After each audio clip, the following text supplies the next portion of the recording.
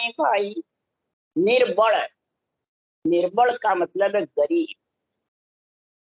जब तक ये मैं करेगा तब तक हंस पे सदगुरु की मेहर होने।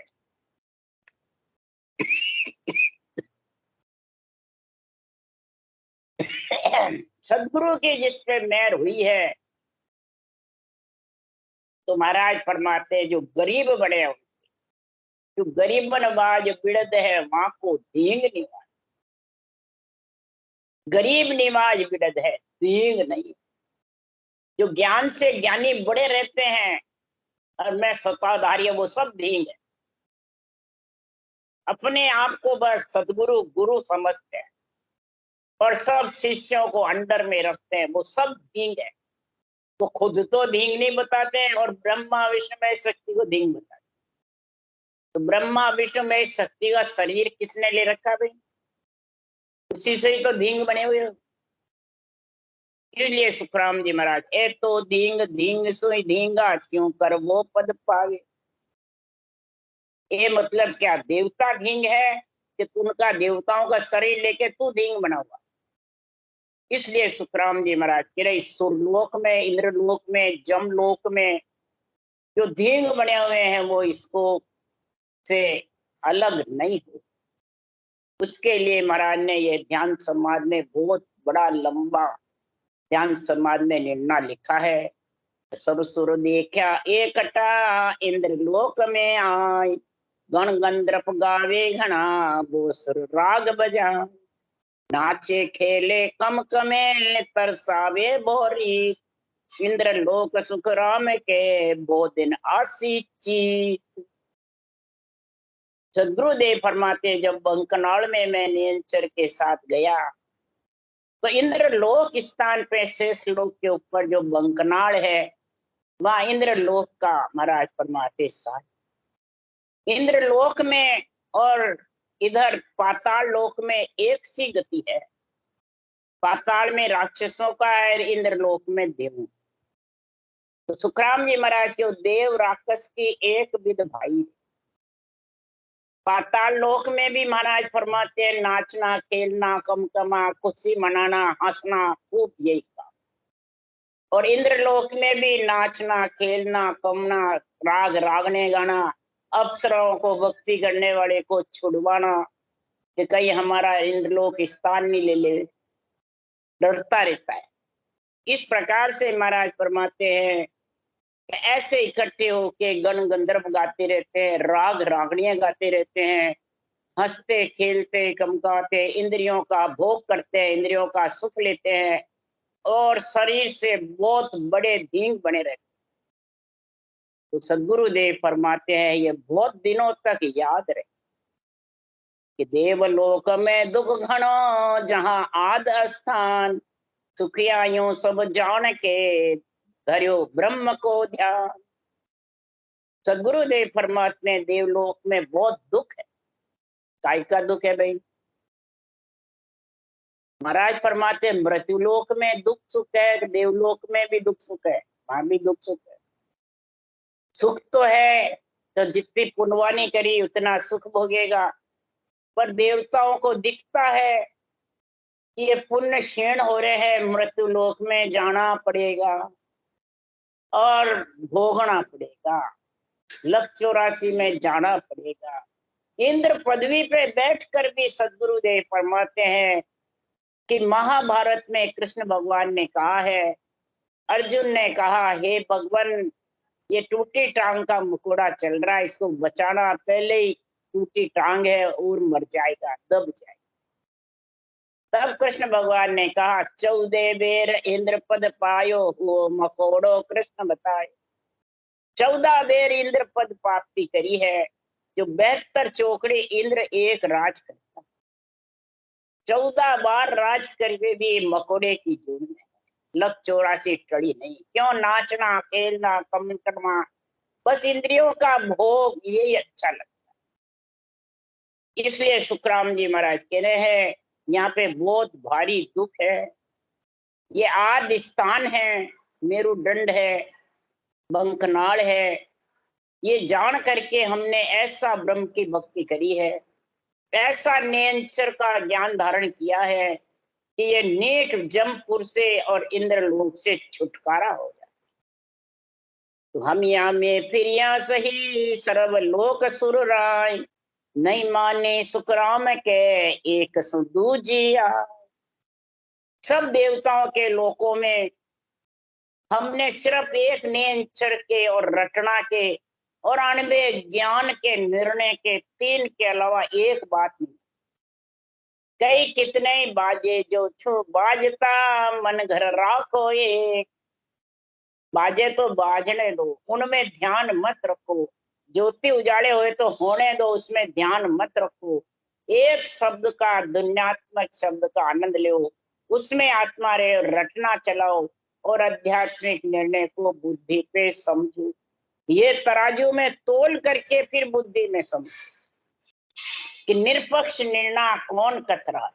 ये तराजू में तोलो, पहले पक्ष को और निरपक्ष को एक मत समझो। बोले वाणी एक ही वास्तव, पक्ष में होगा तो ये इंद्रलोक जमलोक छूटने वाला नहीं, बाँचने वाला का भी, सुनने वाले का भी। और निरपक्ष है तो महाराज फरमाते खटाक उल्लंघेगा। इंद्रलोक और जमपुर सब हाथ जोड़े बैठे रहे, नियंचर के आगे नतमस्तक हो, धर्मराय जी भी नतमस्तक हो जाएंगे, इंद्र भी, सब हाथ जोड़ के। तो महाराज कर जोड़े ए बीनवी एक पग के पान, देवलोक सुखराम के हाजर चढ़ी कबान। ऐसा उतान पात बन लगता है कि बिण की बिण खंचे बो कर। कई जगहों को तो मिर्गी के जैसे हो जाते, हाथ पैर ही तिरछे हो जाते, नेत्र चढ़ जाते, हाजर कबान की जैसे दही हो जाती।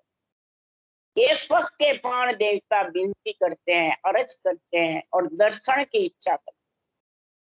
इसलिए सदगुरुदेव फरमाते हैं अगर जबरदस्त भक्ति में लीन है, सांसों सांस में रटना जबर चलती है, ज्यादा हुए तो नेत्र खोल के रटना करनी चाहिए। नेत्र बंद में कई चैन चमत्कार दिखते रहेंगे।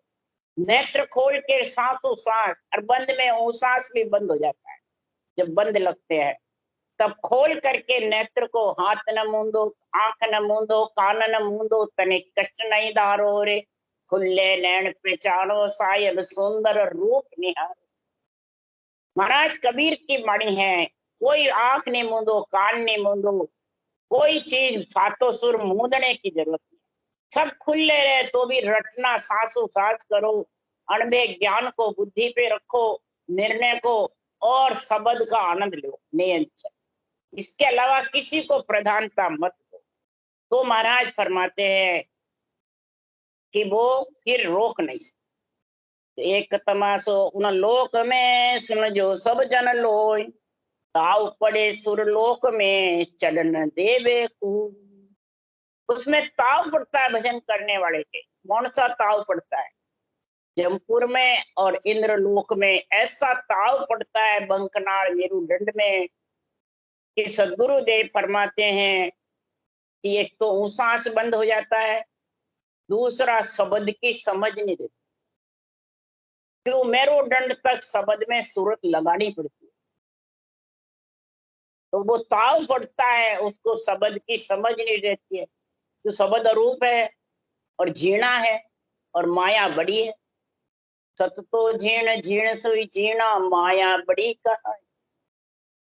तब जो बड़ी है ज्यादा है उसमें लीन हो जाता है और ये झीणे को भूल जाता है। और लगाना पड़ता है, जो रटना में रहता है तो वो शब्द का आनंद नहीं आता है, और रटना बंद कर देता है तो भी शब्द का समझ। ये महाराज फरमाते ताव जबरदस्त पड़ता है भक्ति करने वाले। तब माँ वा सतगुरु का बेण सो लिया सुरत संभाल, इत हमको सतगुरु कहो सुखिया सुरपुर का। तब हमने ये सदगुरु का बेण यानी अणभे वाणी, ये सदगुरु के बेण है, बाचने वाले के बेण नहीं।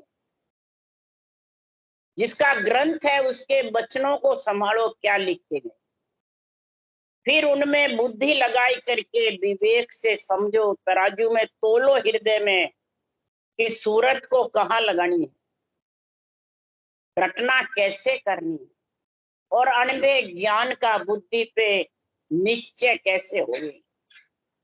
तब हमको ऐसा सतगुरु का ज्ञान सूझता है और सतगुरु की परिभाषा समझ में आती है कि सतगुरु कहते किसको है। तब महाराज फरमाते ये सुरपुर, नरपुर, नागपुर और जमपुर लंघ सकते हैं, नहीं तो लंघ नहीं सकते। ये काल के देश हैं। सब ऐसी समझ होगी भक्ति करने वाले के, तो जहाँ हम ज्ञान संभालियो निज मन कियो विचार, इन जागा सुखराम के भूजन चाल्या। हमने जब ये केवल ज्ञान को संभाला, अणबे वाणी को समझा, निष्पक्ष निर्णय का करा, क्यों कि बिन निर्णय भक्ति करे लोक कौन से जाए, बड़ बेटा खाता फिरे किणिया न पहुंचे गांव, किणिया न पहुंचे गांव घर को घर के माए। बिन निर्णय, अणबे वाणी के निर्णय के बिना भक्ति तो करने लग जाता है, पर वो जाएगा किस गांव। इंद्रलोक, जमपुरी, वैकुंठ लोक, यहाँ तो जाने का सवाल ही नहीं जिसके नेम से। नहीं देवत के लोग, नहीं वो सुरगा जावे, नहीं बैकुंठा जाए, वो नर नर ही हो वैसी सुखदेव कहे बजाय, वो नर नर ही होगा। तो महाराज फरमाते कब होगा कि जब निर्मल होकर भक्ति करेगा और किसी शुभ देवों के ऊपर अल्जाम नहीं, त्रिलोकी की आत्मा को ब्रह्म समझेगा और डरता रहेगा किससे, कर्म बांधने से। कब नरदेही आ जाएगी कभी, और डरे भी नहीं कर्म बांधने से। मर्जी आवे जैसे कर्म बांधता है, मुंह से अड़ंग बड़ंग महाराज के ज्ञान बोलता है और शुभ देवों पे छोड़ने की बातें करता है और अशुभ देव घट में बैठाए रखता है। तो महाराज फरमाते हैं उन लोग का निजमन कोई काम करता है, निजमन भौंता फिरता, निजमन आपा अपना तो ममम तो धारण कर। इस स्थान पर सुखदेव सा पाछा पड़या इन मेहरू स्थान, दुखिया सतगुरु याद कर तब देवे ए जान। इस आदि स्थान से, इस मेहर स्थान से सुखदेव मुनि जैसे वेद व्यास जी के लड़के वही पीछे पड़े, उनको ही आगे नहीं जाने दिया। इतनी जबरदस्त भागवत बनाई, इतने 12 वर्ष गर्भ में भजन किया, इतना बाहर किया, फिर राजा जनक से भेद लेके भक्ति की और सतगुरु याद कर, ऐसे महापुरुषों के केवल ज्ञान को याद करके सुखदेव मुनि जब जबरदस्त हुए, तब जाके वो वैकुंठ पार करके और ब्रह्मलोक में। इसलिए सदगुरुदेव फरमाते हैं कि संसार में ये वैकुंठ लोक को पार करना, जहां से आत्मा बिछड़ी उस देश को पार करना कोई हंसी मजाक नहीं। उसको पार करने के लिए सातु जोदा संगले तीन अगाऊ रात, परवानो सुखराम के निश्चित आगल भाग। सातु जोदा मन निजमन बैराग सूरत तीरथ लिव बिरह, ये 7 योद्धा है। और इसके साथ 3 शुद्धि बुद्धि समता, ये 10 जोधा कमांडर है। किसके? परवाना। परवाना कौन है? सुखराम जी महाराज को परवाना मिला है, पट्टा लेके परवाना मिला है। किसका? बादशाह के, एबी का, अनवे ज्ञान।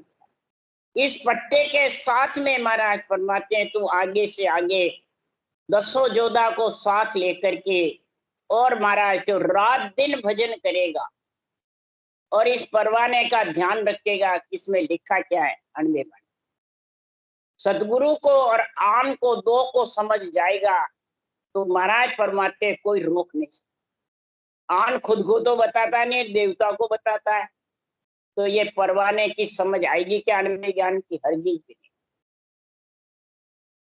इसलिए सुखराम जी महाराज कह रहे यहाँ अटक जाए, और अटके बाद में देवलोक में चालनो खरा खरी को काम, जन सुखिया इंद्र डरे सुरग लोक सब धाम। नियंचर से डरते भी हैं स्वर्ग लोक में, जम लोक में, परंतु देवलोक से पार करना खराखरी का काम। क्यों? क्या कारण है? कि डरता भेजे मोगणी 5 बाण दे हाथ, कल कीमत सुखराम के सब पाडन की बात। अब महाराज ये क्या निर्णय लिख रहे हैं? डरता भेजे मोगनिया। मोगनिया किसको कहते हैं? इंद्रलोक की अप्सराएं होती है, वो मोगनिया कहलाती।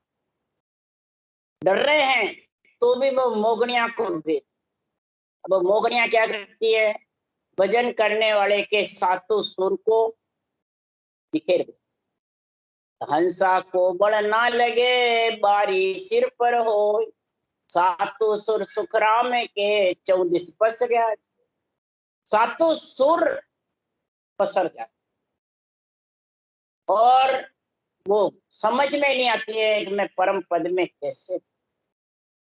और दूसरी बात, मुख सिमरण पहुंचे नहीं, श्वास आ सके न जाए, वह बारी सुखराम के को गुण बोले। मुख सिमरण भी उसका बंद हो जाता है, श्वासा भी पूरे नहीं चलते। इस लोक में महाराज फरमाते हैं ये मोगनिया डरते हुए 5 बाण यानी शब्द रूप रस गंध स्पर्श ये खड़े कर देते हैं सातों सुरों में।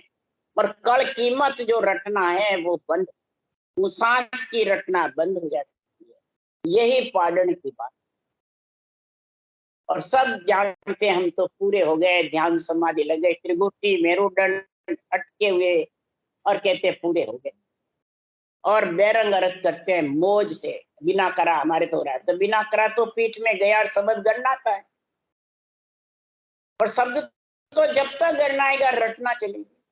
रटना बिना तो महाराज फरमाते वो जब जड़ अवस्था में होगा, सपन में अवस्था ध्यान में रहेगा तो शुद्धि बुद्धि नहीं रहेगी, न तो सब सुन सकता है, न अणबी वाणी का न समझ और न कर सकता है। इसलिए सुखराम जी महाराज कह रहे हैं कि सुरग लोक हम देखियो दगाबाज सब होय, सब घाटा सुखराम के वो विद बांध्या जो। इस प्रकार से हमने देखा है कि जो दगाबाज प्राणी है वो स्वर्ग लोक से बाहर निकल नहीं सकता। अब दगाबाज देवता है कि भजन करने वाला? देवता जाने नहीं देते हैं। उस स्थान पे जो दगा करते हैं, रटना बंद हो जाती है कि हम समाधि देशवासी हो गए, मोक्ष पहुंच गए, पूरे हो गए, तो महाराज फरमाते वो महापुरुषों के ज्ञान से दगा करते, अनभे वाणी का निरपक्ष निर्णय की जगह बैरण करते हैं तो दगाबाजी है। ये घाटा लांग नहीं सकते। और जनकपुर के बीच में चढ़न देवे